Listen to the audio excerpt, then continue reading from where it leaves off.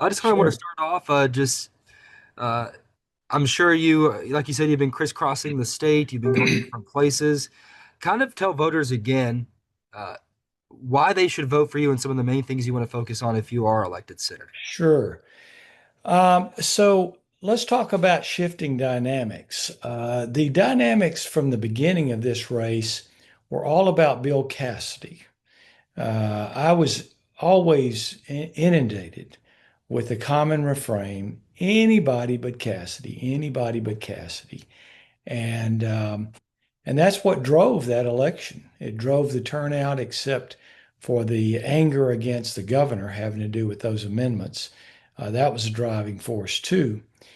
But that was the dynamic. And of course, we know that President Trump despises Bill Cassidy. Bill Cassidy voted to convict him in the second impeachment trial right after Trump had endorsed him for reelection last time.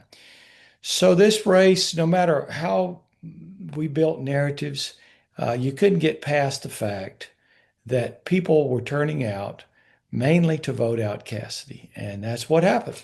Cassidy could not get above 25%, and he was voted out. What we have seen through our polling data is that this race has shifted dramatically. It's really now not about Cassidy, but it's about two people running for office, and they're looking at the candidates. And a lot of people have been telling me that I voted for Julia because that's what I was told would be the way to get rid of Cassidy. But now they go, I'm looking at your two records, and there's just no comparison. Among the MAGA and the MAGA conservatives and the conservatives in general, they all say, look, Fleming, you have a much broader and deeper resume and background and record. You consistently voted conservative over the 8 years you were in Congress, creator of the House Freedom Caucus. Then you served 4 years in President Trump's administration, the first one, and then the last year as his deputy chief of staff. And then of course 2.5 years as state treasurer, and that's on all on top of being a board certified physician, a military veteran, and a business creator. There are 350 families in this state that depend on my companies for their livelihoods. So what do we have in the case of Julia Letlow? She was 5 years. Excuse me. She was previously an administrator in academia, not an academic per se, but really an administrator, and was very supportive of DEI. Said that we should create an entire, or that college should create an entire division of DEI, diversity, equity, inclusion, which is all about quotas based on race and based on gender. And then she was elected, of course, in a special election to be in Congress, and she served there 5 years. Never passed a bill. I passed two or more, actually three, and that's when we had a Democrat as a president. Whereas in her case, she's at least for some of those years she's had Republican. So anyway, her voting record is not at all conservative or consistently conservative, arguably more liberal than Bill Cassidy's. So I think a lot of people are looking at us now individually and they're saying, well, these are two totally different personalities, two totally different records, two totally different people on a conservative scale, two totally different people when it comes to experience and life and production and accomplishment. And we're seeing this as a totally new dynamic in this race. I want to talk to you about one of the bigger issues here in central Louisiana. Of course, carbon capture sequestration, something you've talked about for some time. Yes. Your reaction when you saw that SunGas was halting the Beaver Lake biofuels project and some other things you want to do in the future when it comes to CCS if you are elected. Sure. Well, I was happy to see that. I don't know for certain exactly why they pulled out. I had heard that they found that they just weren't going to be able to make any money, that it wasn't feasible. And that's my guess is probably what happened. Uh, of course, for everyone to understand, for your viewers to understand, is carbon capture and sequestration. there's only one source of revenue, and that is tax money, federal tax money, 45Q tax credits. Perhaps they have other lines of revenue, but what really makes the profit for them to do this is the actual tax credits themselves. And I think they just found that it was unfeasible. As I've always said, I've always been against these Green New Deal, these green scams. First it was wind and solar, and now it's carbon capture sequestration. I've always opposed it since I've heard of it. Despite certain claims out there, I have never voted for carbon capture and sequestration. Never voted for a bill that included funding or implementation of it. And there are many reasons why it's bad, but the thing that it really is the biggest problem for people is the right of eminent domain, where a private company, not government, a private company can sue you for your land, whether they're foreign or domestic. And I'm informed that there are over 200 lawsuits in Louisiana, and the number is growing rapidly. And in fact, I talked to a person who is in a lawsuit now. What he told me was that this is how it works, at least for this company that he was telling me about. You get a letter in the mail and it says, sign the contract or we're taking you to court. There's no negotiation, nothing like that. You either sign it or you go to court, and chances are you're going to lose in court, and it's going to cost you a bunch of money. And they're going to end up with your land anyway. Another person approached me and they said, I work on pipelines for a living. He said, do you know how do you detect a leak from a CO2 pipeline? I said, I have no idea. He said, you go to the pipeline and you walk down the pipeline until you find dead animals. That's pretty sobering. So these pipelines can be, as close as I understand it, as 500 feet to schools, homes, and businesses. So as you can see, I'm totally opposed. Julia Letlow has been for it. We have her on video saying that she's for it, as well as other Green New Deal things. And she also is benefiting greatly financially because the dark money, which is flowing in the millions, she's outspending me right now 4 to 1 to the tune of $1 to $2 million a week in ads, the fake ads that are being put up. That money is mainly coming from, it's dark money coming from the carbon capture sequestration industry. It's being facilitated by Jeff Landry, the governor. And so she's benefiting that way financially. She also has a fiance, as everyone knows, Kevin Ainsworth. I've not met the gentleman, but he is the chief lobbyist for carbon capture sequestration. He's a partner in the law firm Jones Walker LL. I'm sorry, Jones Walker LLP, and they're going to be the main law firm that's going to be suing people for eminent domain. So she's fully supportive. I'm totally against it. So as you can see, there's a red line of difference between the two of us. Uh, Kind of on the same vein here, another big project announced in Rapides Parish, the Applied Digital Data Center project. We should be getting one of those in a year or so. What are your thoughts on data centers? You think they're good, bad, mixed bag? What are you thinking there? Well, I think that, we're going to have AI. There's no question. I mean, AI is already in place, and that's going to advance. I know that Elon Musk wants to move these out into space, into satellites, into geocentric orbit. That would be nice because it wouldn't require water and it would get constant sunlight, of course, which would create power. So, what are the concerns about data centers?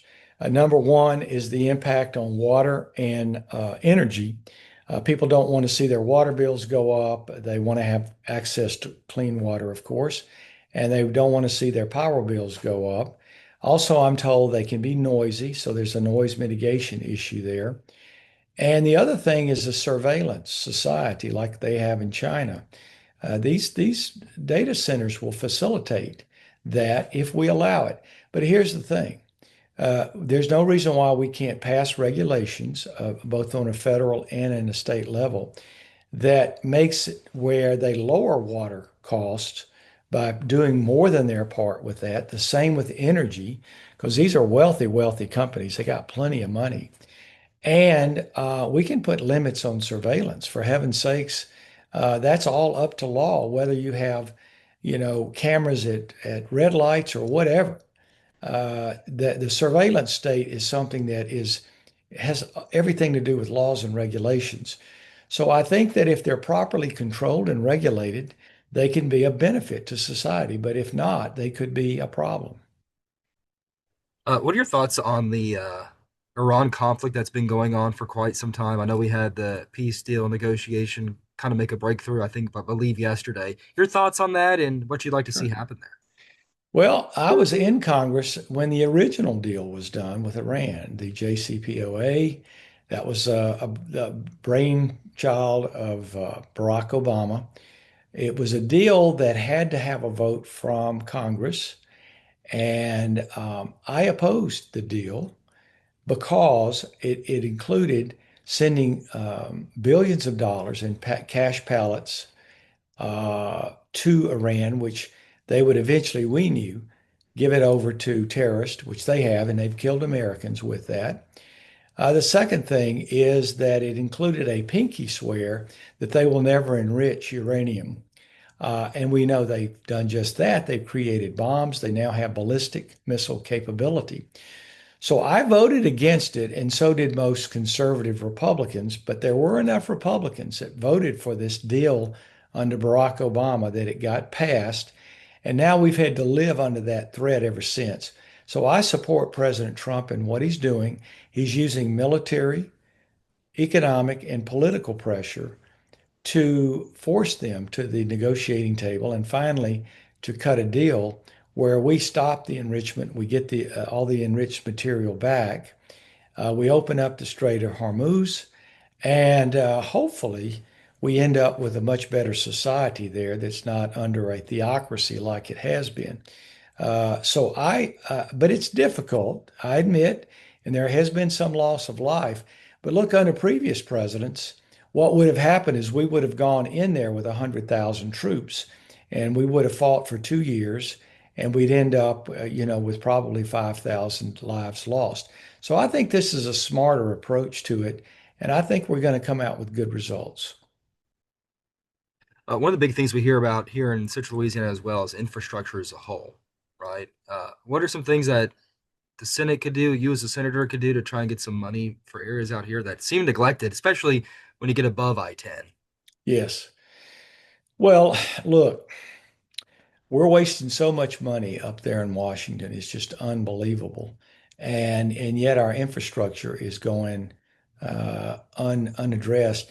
Remember that Biden wanted the Infrastructure Act, I believe, of 2021, I believe it was. It was going to be the mother of all infrastructure acts, much larger than any we've ever seen, $1.2 trillion. And have we seen any benefits from it? Not any. I don't know. There was something about there was supposed to be more internet connectivity. Maybe we got a little of that in the rural areas. There was supposed to be $5 billion that was earmarked for a bullet train in Southern California. That never got off the ground. I don't even think the first nail had been driven. Most of it went to woke activities. And so that money's been wasted and yet nothing done for our highways, our bridges, our roads. So we need a lot more spending on infrastructure, but we've got to take that spending from the other waste. We've had a lot of wasteful foreign aid, USAID, which has been, of course, it's been pretty much shut down, I think, by Trump, but it's wasted tons of money sending it overseas for woke activities like abortion, sex reassignment surgery in children, and other DEI woke activities. By the way, Julia Letlow voted for that in 2023, the Biden USAID bill. So I oppose that. We can save a lot of money and start spending it on our roads and bridges. So that's what I aim to do for Louisiana when I get to Washington. The big headline in the race lately has been a campaign ad made by AI. Of course, you know the one I'm talking about. She said it was unconscionable.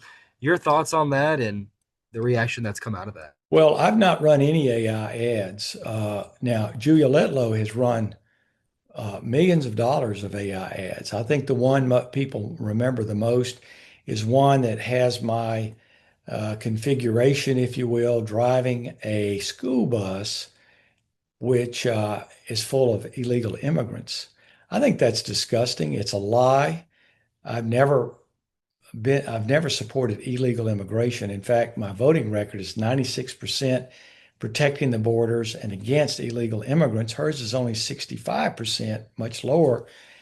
Who is she to be running ads suggesting that I'm for open borders?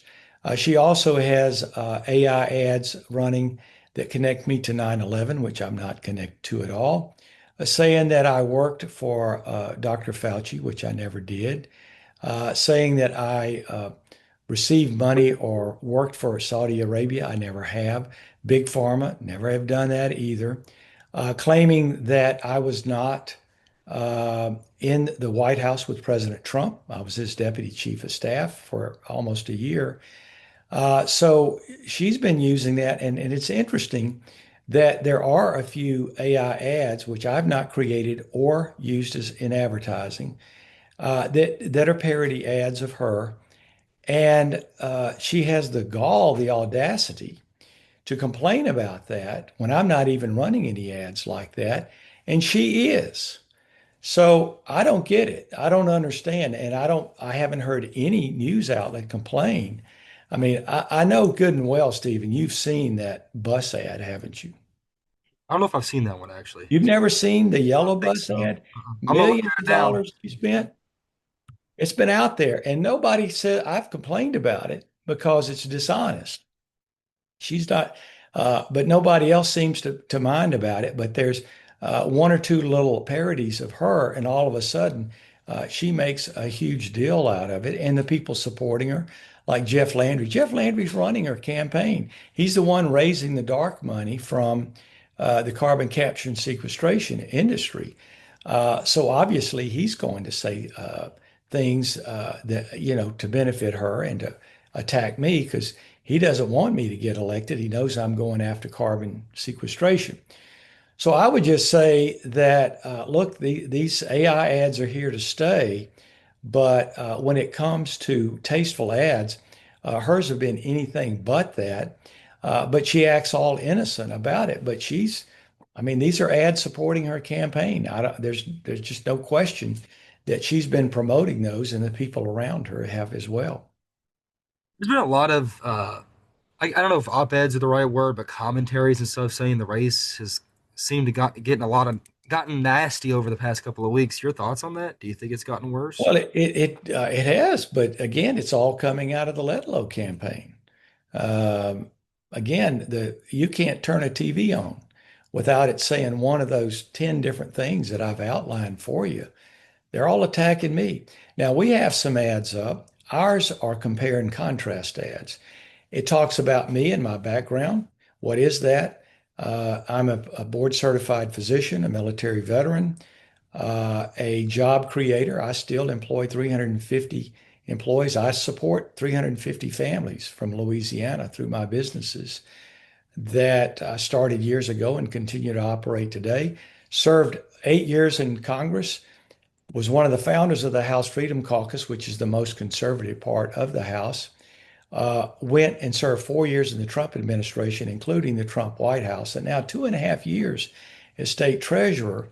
So I have a deep and broad resume, a background, a record, which is spotless in terms of any scandals or any problems like that. Julia Letlow, she has been an administrator for a college, and then through a special election, she ended up becoming a congresswoman. And that's pretty much it for her background. She's got ongoing scandals. For instance, we all know about the 210 stock trades that she made, insider trades that she did report, some of them as much as a year after they were made. That breaks the rules, the ethics rules of the House. By the way, I voted for that stock act back when I was in Congress, and I never traded a single stock the entire 8 years I was there. Number two, the Department of Justice is looking into her campaign finance. They're saying that there have been filed false papers, falsification of documents. That's not good. And so I just think that I have a much stronger resume and record than she does. We've never said one single thing about her that wasn't true. On the other hand, everything she says in her ads are untrue. And to his credit, Bill Cassidy cast a lot of ads against her, and we researched it, and he was correct. They were all accurate. I don't know if this has ever happened before, but if you do win, is this the first time we've had two former state treasurers as the senators of Louisiana? I'm trying to think. Simultaneously, Yeah, because uh, actually, the if I'm elected, that would mean that three out of the last four elected senators will have been state treasurers when they're elected to the Senate.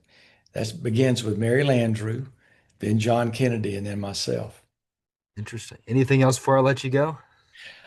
Just that, the voter turnout is very low. I encourage voters to get out. Look, this is your sacred duty as a citizen of the United States. And I think people should not look at this in the context any longer of Bill Cassidy. He's no longer in this. Just look at the two candidates. Come to our websites, come to our social media, read about us in the paper and online and so forth, and make up your mind for yourself. But you're going to have to cut through a lot of static out there. There's a lot out there that isn't true, especially about me. And so, if you have any question about it, give us a call or come to our social media and you'll find out the real truth on all these things.